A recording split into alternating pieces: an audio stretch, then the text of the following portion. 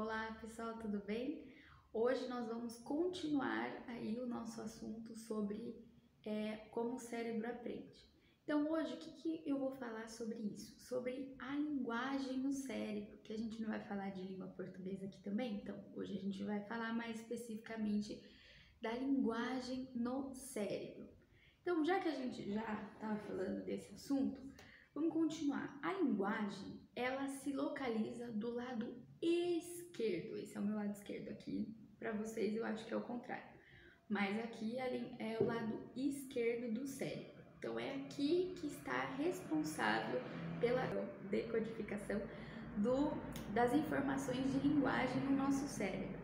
Então, essa linguagem que eu tô falando é a linguagem falada. A gente tem toda uma estrutura, e eu vou falar isso em outro vídeo, da estrutura da fala, mas no cérebro de recepção a gente vai falar do lado direito. Aqui é que vão processar todas as informações que chegarem a respeito de linguagem. Então a fala, aprender outro idioma. A linguagem falada, ela não precisa ser ensinada.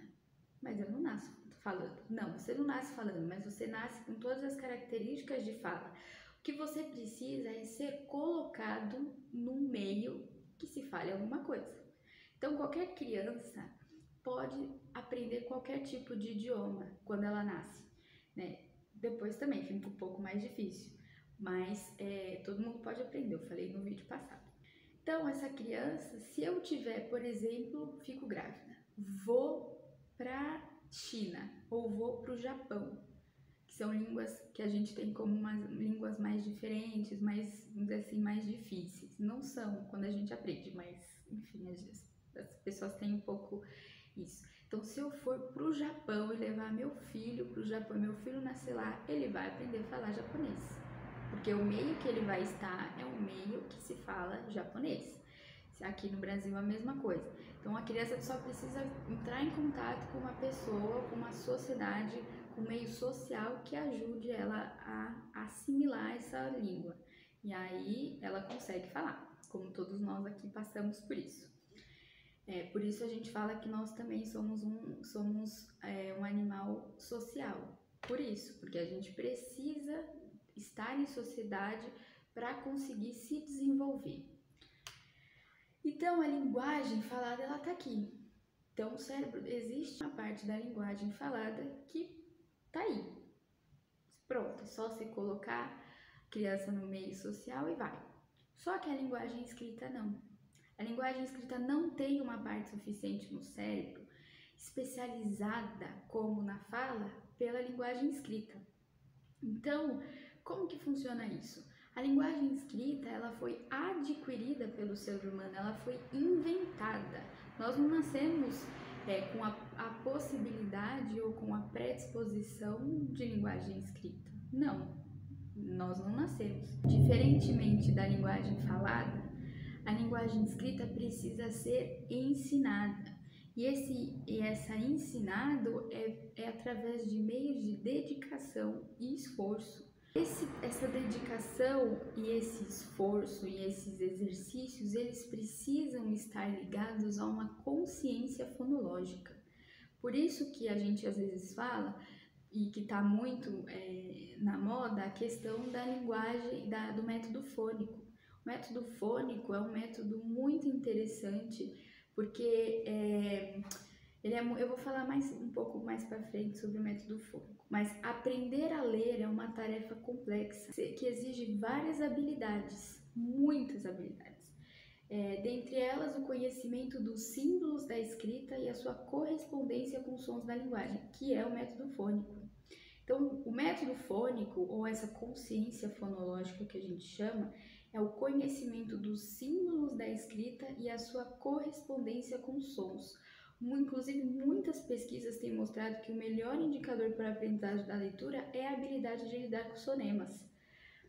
E aí, maus leitores, ou seja, pessoas que leem mal, parecem que não tiveram essa habilidade de identificar adequadamente os sons com as letras. Por isso que é tão importante. Então, se você é um pai alfabetizador que quer trabalhar isso com seus filhos, procure o método fônico. A minha recomendação é que o MEC lançou o curso de Tempo de Aprender.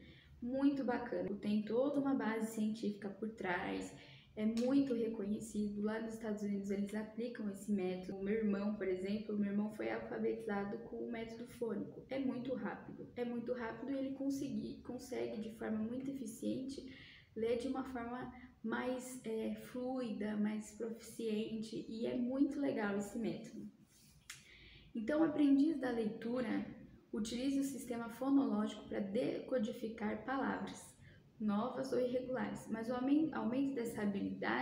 aumento dessa habilidade, inclusive, o cérebro se torna capaz de reconhecer os padrões ortográficos de maneira a processá-los rapidamente. Tudo que eu estou falando aqui vem com bases da neurociência. É muito importante, se você é um professor, se você é um educador, se você é um pai que quer educar os seus filhos, começa a ver o papel da neurociência na educação, porque ela faz com que a gente aprenda como que o cérebro aprenda, e aí nisso a gente consegue entender melhor e trazer exercícios e trazer um outro tipo de abordagem de forma mais eficiente. Então, eu tenho aqui para vocês este livro, Neurociência e Educação. Eu recomendo ele. Ele é um livro bem didático, falando de neurociência, falando de vários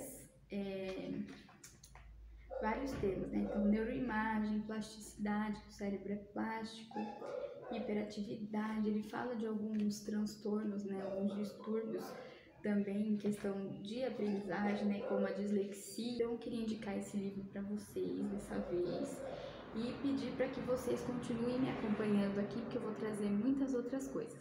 Comente aqui, marque seus amigos e vai me dando esse feedback aqui, tá bom? Um beijão para vocês!